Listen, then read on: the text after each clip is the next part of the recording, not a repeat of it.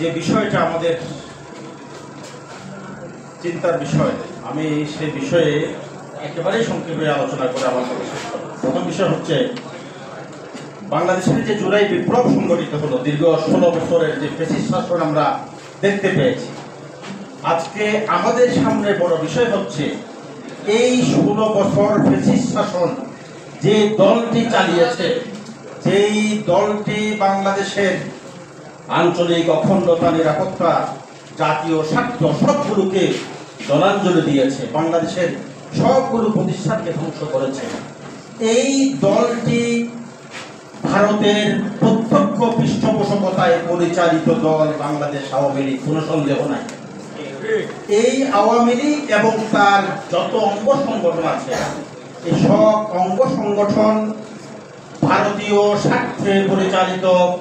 সেটা বাংলাদেশের মানুষ জুলাই বিপ্লবের পূর্বে যতটুকু না বুঝতে পারত, তার পরবর্তীতে খুনি হাসিনা, ফ্যাসিস্ট হাসিনা দিল্লিতে পলায়নের পর যেভাবে তাকে আশ্রয় এবং প্রশ্রয় দেওয়া হয়েছে, যেভাবে আওয়ামী লীগের নেতা কর্মী এবং সন্ত্রাসীদেরকে যেভাবে ভারত প্রশ্রয় দিয়ে তাদের বিভিন্ন শহরে দলীয় কার্যালয় খুলে বাংলাদেশের স্বাধীনতার বিরুদ্ধে সকল সন্ত্রাসী কার্যক্রম পরিচালনার সুযোগ করে দেওয়া হয়েছে, এর দ্বারা বাংলাদেশের মানুষ পুরোপুরিভাবে বুঝতে পেরেছে এই আওয়ামী লীগ হচ্ছে ভারতের স্বার্থে পরিচালিত একটি দল।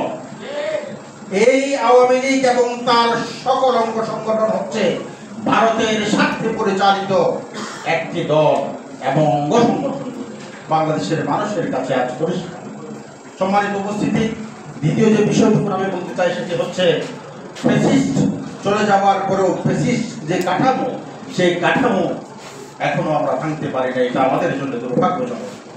আগস্টের 8 তারিখ জুলাই বিপ্লব হাতছাড়া হলো কিনা সেটা আজকের বড় প্রশ্ন।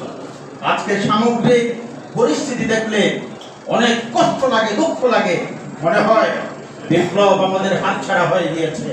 কিন্তু আমি বলতে চাই, আমাদের হতাশ হওয়ার কারণেই প্রয়োজনীয় আরেকটি বিপ্লব সংগঠিত হবে, যেই বিপ্লবের মাধ্যমে বাংলাদেশে ফ্যাসিস্ট কাঠামো ভেঙে পড়বে এবং ফ্যাসিস্টের যত দোষর আছে সব দোষরের বিরুদ্ধে বাংলাদেশের মানুষ ঐক্যবদ্ধ সংগ্রাম করবে।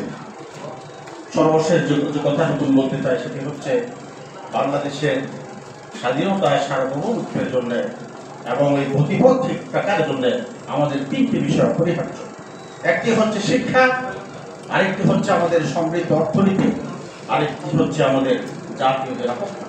শিক্ষার জন্য আমি অনুরোধ করব, এত কমিটি করা হয়েছে, এত কমিশন করা হয়েছে, শিক্ষার জন্য কোনো সংস্কার কমিশন করা হয়নি। আমাদের জন্য ইসলামী মূল্যবোধ এবং বাংলাদেশি জাতীয়তাবাদের সমন্বয়ে একটি শিক্ষা কমিশন গঠন করা দরকার, যাতে করে ওই শিক্ষা ব্যবস্থার আলোকে আগামী প্রজন্ম বাংলাদেশকে নেতৃত্ব দিতে পারে। দ্বিতীয়ত হচ্ছে আমরা আমাদের আঞ্চলিক নিরাপত্তার জন্য আমরা যদি পাকিস্তান, তুরস্ক এবং চীনকে সাথে নিয়ে যদি আমরা আমাদের নিরাপত্তা কাঠামো গড়ে তুলতে না পারি, তাহলে ভারতীয় আধিপত্যবাদের বিরুদ্ধে আমরা রুখে দাঁড়াতে পারবো না।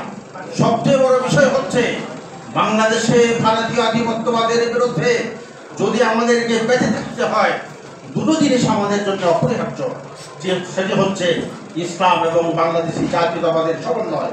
এই দুই সমন্বয়ে, এই দুই শক্তির মধ্যে যদি বিভাজন প্রকট হয়, তাহলে আমরা আধিপত্যবাদের খপ্পরে আবারও করতে হবে, সে আশঙ্কা আমি ব্যক্ত করছি।